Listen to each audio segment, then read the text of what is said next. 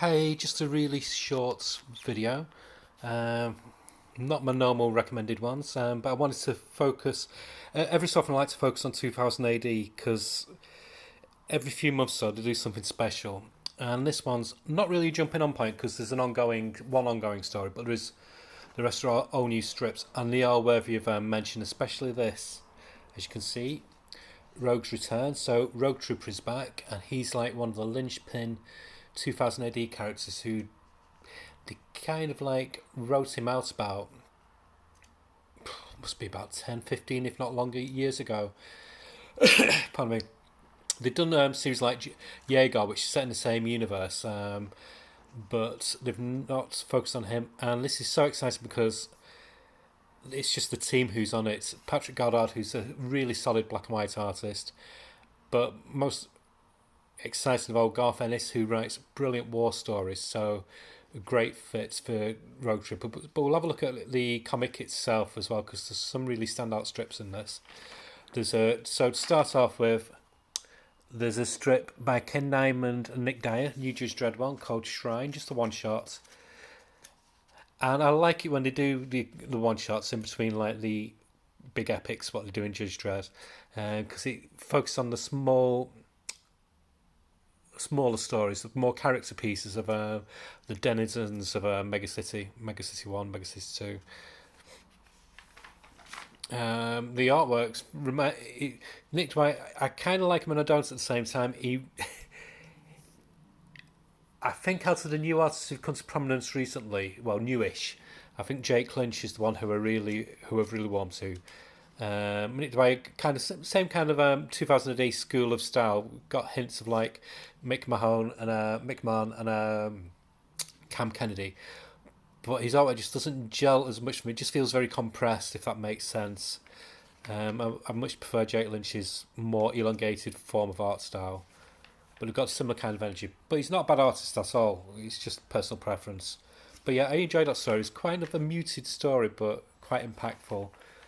And then another favourite character of mine, Durham Red from Strontium Dogs universe. Really nice artwork by Ben Wilshire. Completely different vibe to Strontium Dog. Durham Red is much more punk rock in attitude. If you don't know, she's a mutant bounty hunter or ex mutant bounty hunter, but mutant power is that she's a vampire, an actual vampire.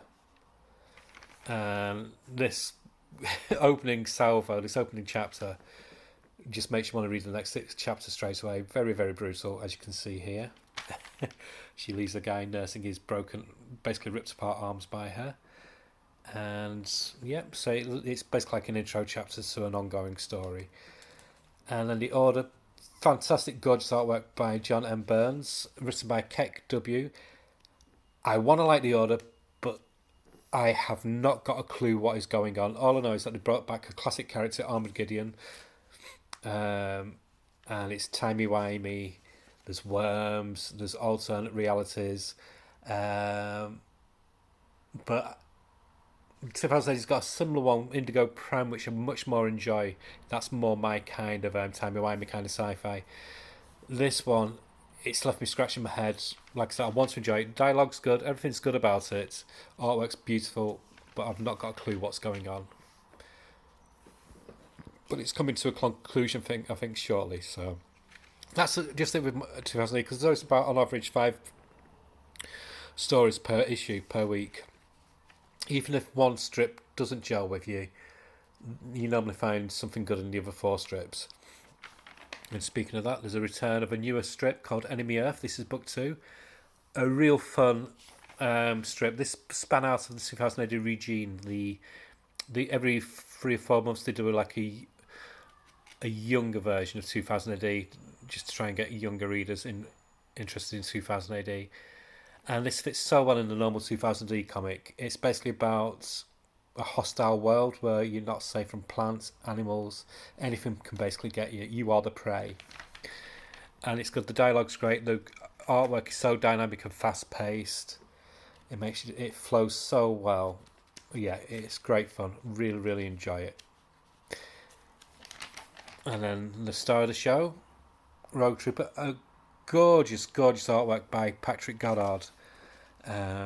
Really reminiscent of the classic Cam Kennedy, Dave Gibbons, Colin Wilson artwork from the early 80s. I really love that. I mean, that opening shot is so iconic. And yeah, it's a good story. Don't want to go on about the story because I do encourage you to start reading 2000 AD. If you're in America, you can get the app, and it's a very cheap subscription if you buy the digital comics. Like I said, the weekly, anything from 2000 AD is always worth diving into. If you're in the UK, either the digital comic format or the weeklies like this. It's just so good. This story is really, really good. Can't wait for the next episode. At least it's only a week, only 7 days you've got to wait.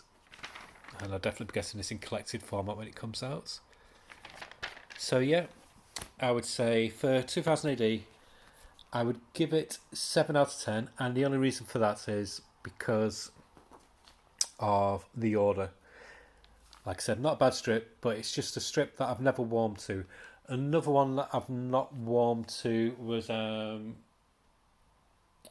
Out, which again is a really nice, gorgeous artwork. Interesting writing by Dan Ablett, but it's the kind of sci-fi that just leaves me scratching my head. Maybe it's because I'm thick. I don't know, but I just can't. I want to get into it, and I've just not got a clue what's going on. So there we go. But yeah, if the order wasn't in, if there was another strip in, say for example, Strong Stream Dog, this would be a solid 10 out of 10. But yeah, do get it. Really good, really enjoyable. And I must do another Judge Dredd magazine or 2000 AD review in another few months' time. Okay, thanks, bye.